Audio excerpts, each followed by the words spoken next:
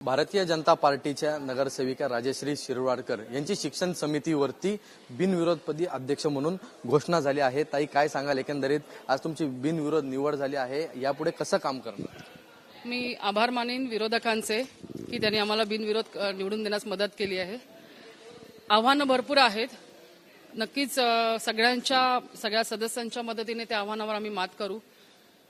जे काही प्रश्न आहेत, शिक्षकांचे प्रश्न आहेत, मराठी माध्यमांचे प्रश्न आहेत, आपल्या शाळांची पटसंख्या कमी होत चालली आहे, ती पटसंख्या कशा प्रकारे वाढवता येईल त्यासाठी नक्कीच 100% प्रयत्न करू आम्ही। काही इन्फ्रास्ट्रक्चर आहे, आपल्या शाळांचे इन्फ्रास्ट्रक्चर बदलण्याचा आमचा मानस आहे। जसं खाजगी शाळांमध्ये इन्फ्रास्ट्रक्चर असतात, जे वातावरण असतं, तसंच वातावरण महानगरपालिकांच्या शाळांमध्ये करण्याचा आमचा प्रयत्नशील आहे।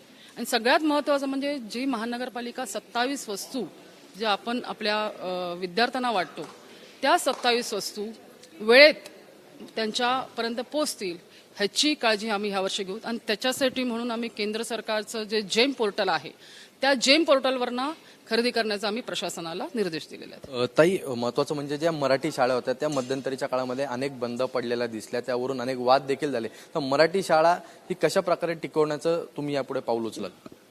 मी आत्ताच बोलेन तुम्हाला की मराठी सगळ्यात प्राधान्य आमचं मराठी शाळांना वाचवण्याचं असेल। मराठी शाळा बंद का पडत चालल्या? तर मराठी शाळेची पटसंख्या कमी होत चालली आहे। ती पटसंख्या वाढली की मराठी शाळा पण वाढणार। त्याच्यामुळे येणाऱ्या काळात, ह्या माझ्या वर्षाच्या संपूर्ण काळात ही पटसंख्या कशी वाढेल ह्याच्यावरती संपूर्णपणे विचार केला जाईल। आणि त्याच्यासाठी नक्कीच जे तज्ज्ञ आहेत, जे शिक्षण खात्यातील किंवा शैक्षणिक जे तज्ज्ञ आहेत, त्यांचा देखील विचार ह्याच्याशी घेतला जाईल। ताई, मुंबई महानगरपालिकेच्या अंतर्गत येणाऱ्या शाळांना अत्यंत महत्त्व आहे, अनेक विद्यार्थी तिकडे शिकतात, तर गुणवत्ता कशी तुम्ही सुधाराल यापुढे?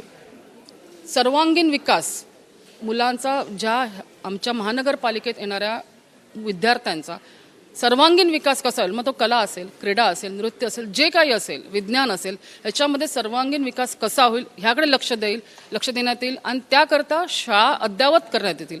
मग त्या लॅब असतील, लायब्ररी असतील, एआय टेक्नॉलॉजी असेल, त्यांचा देखील त्यांना अभ्यासक्रम देण्यात येईल। अशा प्रकारे शाळेचा दर्जा वाढवण्यात येईल। आज आपण अध्यक्ष झाला आहात, आता यापुढे सरप्राईज शाळांना काही भेटी देणार आहात? तुम्ही कशा प्रकारे तिकडे मुलांना शिकवलं जातं? नक्कीच देणार। सरप्राईज असल्यामुळे आता सांगणं हे ठरेल ना थोडंसं। धन्यवाद। हे होते आपल्याबरोबर राजश्री शिरवाडकर, ज्यांची आता बिनविरोध म्हणून शिक्षण समितीच्या अध्यक्षपदी निवड झाली आहे। कॅमेरामन अजित कदमसह ईशान देशमुख, एबीपी माझा, मुंबई।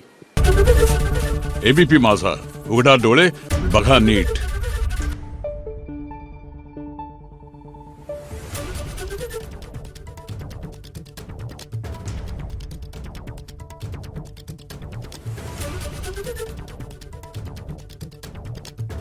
Thank you.